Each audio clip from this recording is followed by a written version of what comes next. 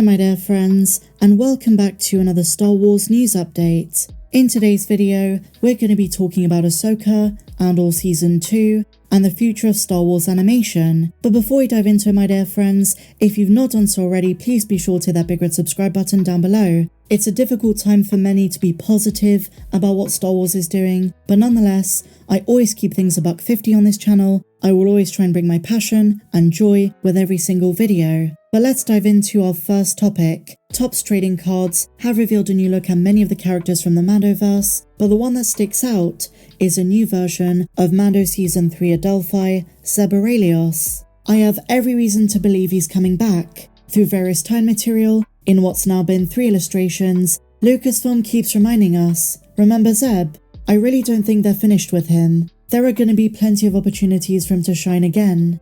In the Ahsoka series, we got the in-universe reason from Sabine Wren why Zeb didn't appear in that show. He was helping training new recruits.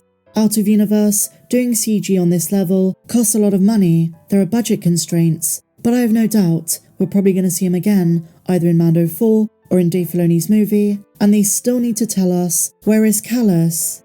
Zeb's cameo was one of the best highlights of 2023, especially as a Star Wars Rebels fan. Apart from monetary issues, going forward, given his connections to Carson Tava, it would be amazing to see Zeb be the muscle of the group, not just working for the Principal New Republic, but also helping Djarin on his missions to fight against remnant holdouts.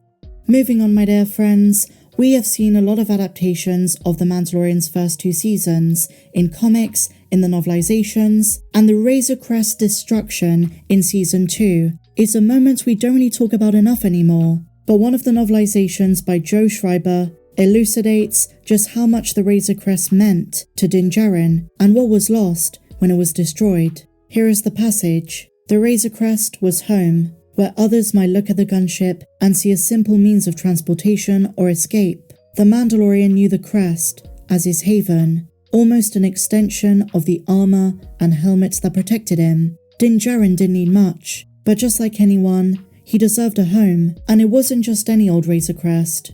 He modified it exactly to his liking, so when Grogu came along, it was an important haven for them both. We didn't see Djarin remove his helmet in Chapter 14 in that moment, but it destroyed him, and he reflected that he truly lost everything on Tython. I love how the time material on the first 2 seasons has expanded our understanding of various scenes, various characters' thoughts. The one that really broke me was in the Book of Boba Fett novelization, where Mando sees Grogu and Luke on top of the hill, where he says to Ahsoka, "I came all this way." He's right there. Djarin, in spite of his helmet and outward exterior to most people in the galaxy, is a surprisingly complex and emotional character.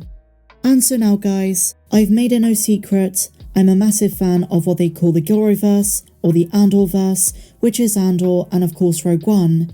And in regards to the former, with Season 2 coming in 2025, a great question to ask is, what is Disney going to do next with the story of rebellion and the stories of those who survive but do not appear in the 2016 movie? Are they going to do another spin-off?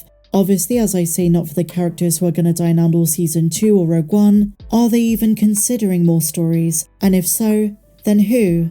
On top of the Andor show, Adriel Honer was reportedly signed up to another project, which sparked rumours of a big show.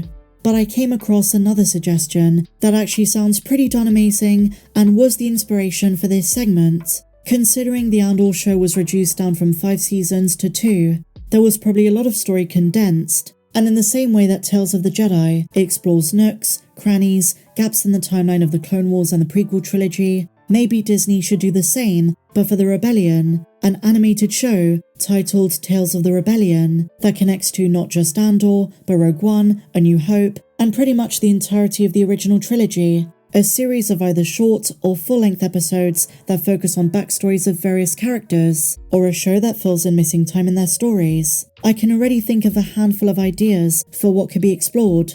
First and foremost, I'm thinking about Luthen, not just his network, but who is he, his backstory, where he comes from, and his biggest motive, which was teased in the first season during his speech. His monologue was so insightful and passionate, talking about the sunrise he's never going to live to see, how he formulated an equation 15 years ago after Order 66. But where does that passion to take down the Emperor really come from?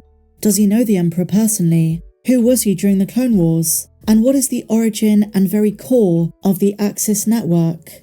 I believe there is an inevitability, with fans hoping that season 2 of the show is going to give us some more answers for who Luthen really is. But honestly, with the way things have been set up, I think season 2 is going to be similar to the first and just give us a few breadcrumbs. His extensive knowledge of the galaxy, his cane, his Kawati signet are all very intriguing and honestly very impressive. But during this era of intrigue, Rael remains at a carefully crafted distance from all of his operations, mainly unseen, not just with his enemy, but also his closest confidants. In the same way that for Tales of the Jedi Season 2, fans are hoping for a Balin story, if they ever do a Tales of the Rebellion or an iteration of this idea, Luthen is a must. Moving on to our next rebel, the missing years of Jyn Erso, which have been explored in novel form and in the comics, but there is a good period of time between when she is abandoned by Saw Gerrera and the first time we see her in Rogue One that could make for a fantastic animated episode. Next up we have Cinta and Vel, two characters who do have some backstory which is canon, and they couldn't have had more contrasting upbringings. The new book Dawn of Rebellion describes Cinta as, quote, a warrior, medic, and linguist, dedicated to the cause and driven by tragedy.